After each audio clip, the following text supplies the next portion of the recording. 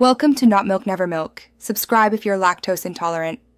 In this video, I will explain how to reset your Chevy Traverse oil light.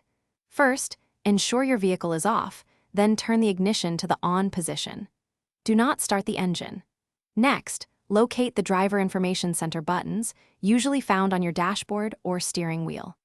This crucial first step prepares your vehicle's system for the upcoming reset process, ensuring you can access the necessary menus to clear the oil light effectively.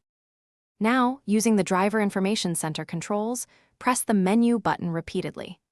Continue pressing until you see Oil Life Remaining displayed on the screen. You might need to use the up or down arrow buttons to scroll through various vehicle information screens to find this specific option. This step is vital as it directs you to the exact setting that needs to be reset, preparing for the next action. Once Oil Life Remaining is visible, press and hold the Set/Reset button. You will need to hold it for approximately 5 to 10 seconds.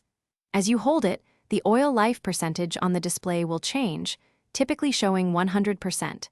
This indicates that the system has registered the reset command. Releasing the button completes this critical part of the process, clearing the previous oil life data. After releasing the Set/Reset button and seeing 100% oil life, turn your vehicle's ignition completely off. Wait a few moments, then start the engine as you normally would.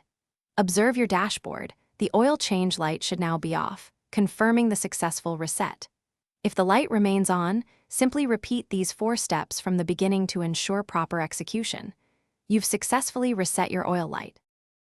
Thanks for watching. If this was helpful, leave a like and consider subscribing. See you next time.